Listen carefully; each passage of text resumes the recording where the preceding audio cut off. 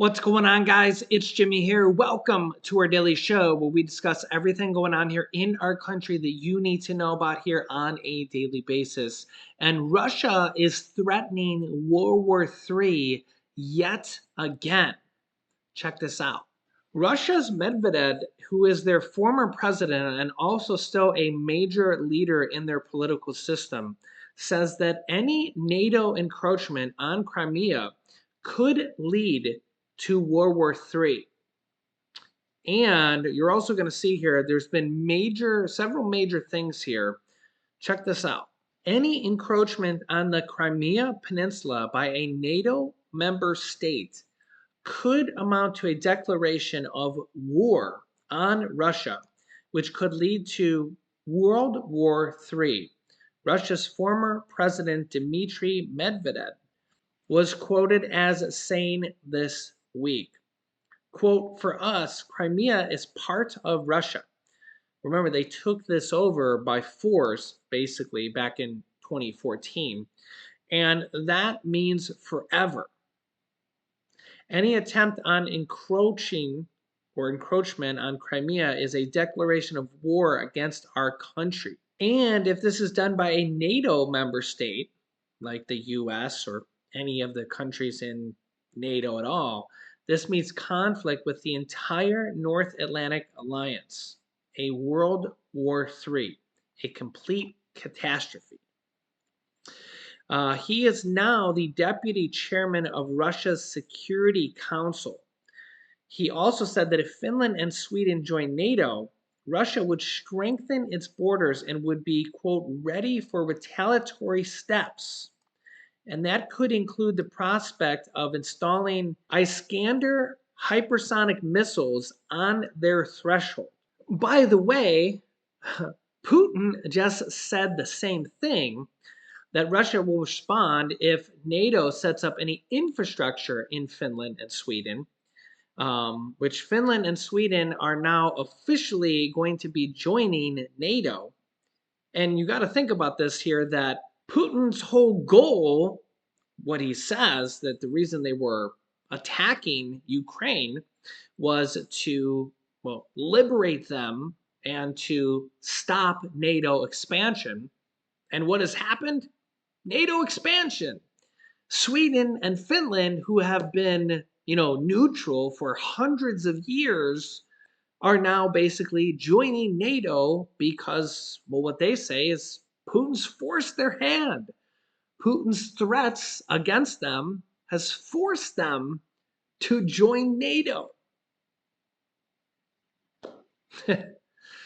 Yeah, it's kind of ironic because Putin is threatening them, saying, don't join NATO or else we're going to attack you.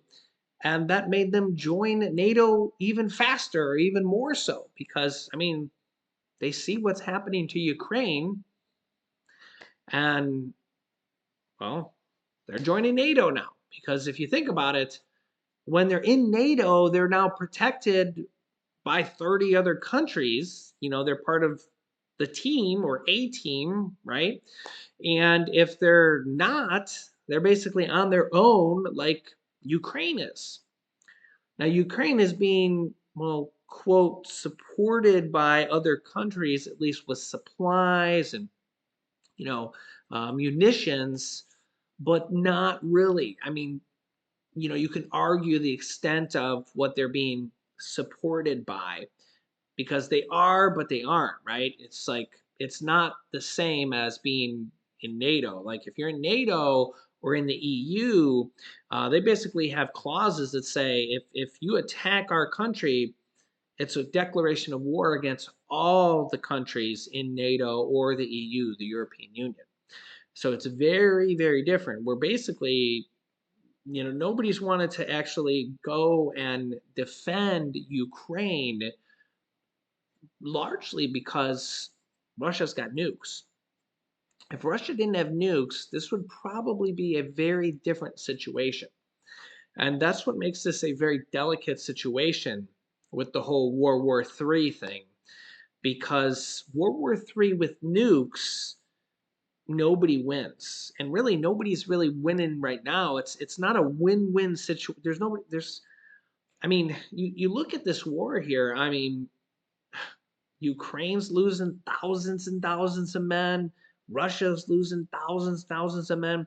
Billions and billions of dollars are being spent, even by everybody, by Russia, by Ukraine, by the United States, by the European Union, by dozens and dozens of countries that have sent munitions to and supplies and just money to Ukraine. Who's the winner?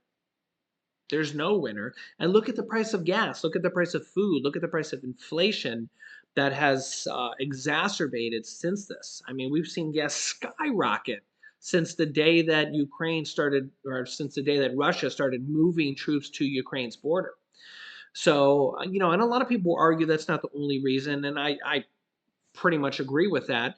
But it has definitely helped. I think most people would agree that it's helped raise the price of gas, because literally as soon as they announced it, gas prices skyrocketed and have been since then, and kind of rightfully so, because the problem is that now the U.S. is not buying Russian oil. Multiple other countries are not buying Russian oil.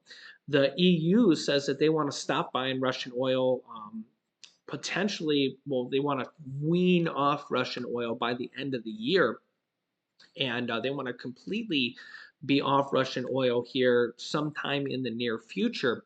So, really, the stock market was, or the oil market was right, because it's now creating kind of an oil shortage in the market.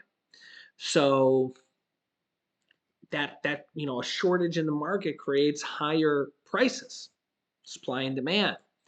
So this is kind of the problem. And remember, this is going on in the whole world. I know that everybody, if you're watching from the U.S., you're thinking, U.S. prices going up sky high. But realistically, prices all around the world, the U.S. actually has one of the lowest oil prices in the world. Prices in Europe are actually way higher and have been before even this happened. So most prices of gas in Europe right now are, yeah. So here's kind of an idea here for the week ending the last week here. I use this website here. I just get it right from Google here. We'll pick a few countries here. The United Kingdom. Gas prices in the United Kingdom, if you equate it to US dollars and US gallons, they're paying $8.80 a gallon. US dollars, US gallons. So you think $5 a gallon in the US, it's a little bit less now. You think that's bad? Imagine paying $8.80 a gallon. That's what our friends in the United Kingdom is paying. That's way worse, right?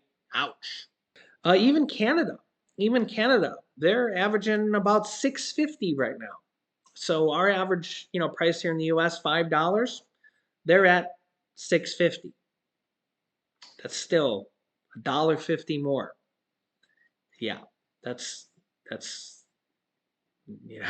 obviously more. Price of gas in Italy. You ever been to Italy? Nice country there. $8.26 a gallon. Yeah, so nice country, but you ever been there? All those cars are tiny, right? They ride Vespas and little motorcycles and small little cars. That's because the price of gas is $8.26 a gallon. Yikes. Price of gas in China. Like former President Trump says, China. $5.50 a gallon. So only a little bit more, but you got to remember that the Chinese, they make a lot less than we do. So you also got to equate it to here that it's more expensive for them to make. Remember what their average hourly earnings are. They make like nothing there. So you also got to remember that there as well, because they're not making $5.50 an hour. So you also got to remember that in US dollars. So you also got to remember that as well. So it's very expensive when you equate it to what their currency is worth. But if you look at Hong Kong, they're actually one of the worst in the world. Price of gas in Hong Kong, $11.45 US dollars. Yeah, they're actually like one of the worst in the whole world. Can you imagine paying $11.45 per gallon? That's just literally unbelievable. I, I don't even know. Probably most people there probably don't even have cars because of how expensive it is. Unbelievable, right? So yeah, if you thought gas was bad here in the US, just imagine if you lived in pretty much any other country. Um, yeah, gas is bad everywhere. That's because the price of oil is traded globally, and it's not just here in the U.S. And realistically, even if the U.S. didn't export any gas, and that law was changed years ago, but even if the U.S. kept all their oil here in the U.S. only, these gas and oil companies, they sell it by the you know according to the price of oil. So we would still probably have somewhere around the same price, same per gallon, because it's not controlled that way. It's controlled by the price of oil and the price of gas and by the oil companies, BP, Shell, Exxon. So that's the problem here, is that the gas companies control the pricing, and they're global companies. It's the same company selling gas worldwide. So even if the US was completely, the US actually, if you ever hear, oh, we should be self reliant on gas, we actually are. It's just that we export a whole bunch of gas and then we actually import gas. So we're exporting gas and importing gas at the same time. And it's all controlled by the gas companies, BP, Shell, Exxon, Chevron. They're basically doing whatever they want based on what they think is best for their company. So some they export, some they import based on whatever they can make the most profit on. Okay. If they couldn't do this, so years ago there was a law that um, nothing could be exported outside of the US. Okay. So then they just couldn't sell it outside the US and they would just sell it here. But it really didn't, it really would just make the economics different for the gas companies. I'm not sure how different it would make it here for us, because the gas companies are still going to sell it based on the price of oil. Yeah, I mean, you can let me know your thoughts in the comments. Um, but the thing is that they're importing gas and they're also exporting gas as well. Natural gas, shale, all sorts of different type of crude, heavy crude, light crude. There's all sorts of different types. Okay, so and they're just, it's literally billions and billions and billions of dollars and all sorts of different types. And this is literally happening every single day. And now that Russia, nobody wants to buy Russian oil. I mean, China and India and a few companies do, but the US is not buying any. We only, had a few percent of our oil anyways come from them. So it was easy for us.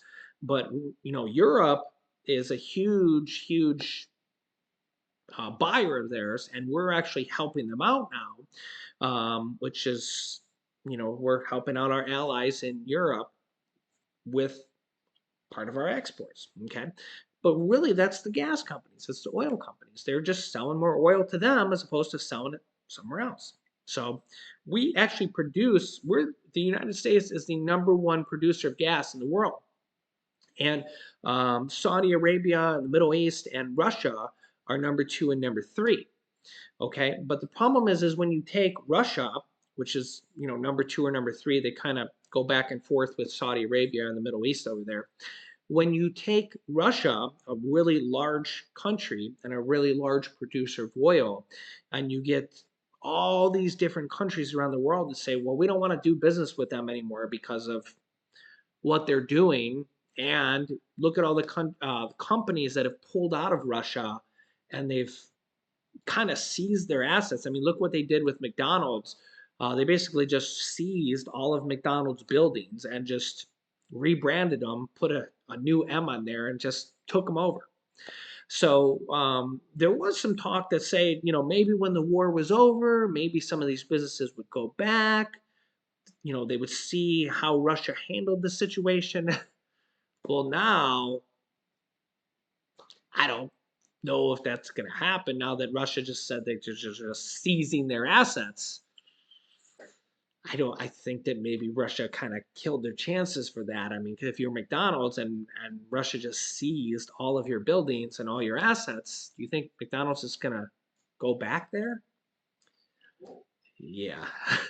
So that's kind of the problem. Russia could have played their hand here and maybe the problem here is that if they're burning all their bridges with all these multinational companies and gas companies, food companies, MasterCard, Visa, American Express, all pulled out of Russia. Imagine if you can't process any credit cards in Russia. And I get that it's a different country over there, but these are like global companies that do billions and billions and billions of dollars of transactions. Imagine if so let's look forward in the future and let's say that at some point this war is over. And because I mean, let's go back 10 years ago. You could have went to Russia. You could have traveled there, right? If you traveled there and you went to just go sightsee there, what would you do? You'd go there with your credit card, right? You'd buy a hotel and you'd pay with your credit card. Now you can't. So if we fast forward 10 years in the future, and let's say the war is over and everything went back to normal, we hope, right? We hope that World War III doesn't happen and nuclear war doesn't happen like they're threatening, right? We hope. But let's say that this happens. Visa, MasterCard, and American Express have pulled out of there. They said we don't want to do business with them. We can't trust them. They're literally unstable.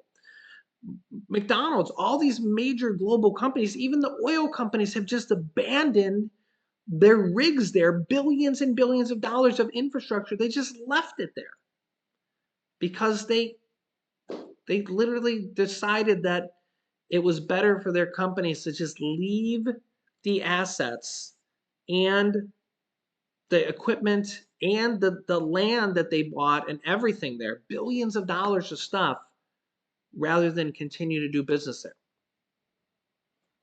This is kind of what it's come to. And remember that each company had to make their own individual decision on this. So,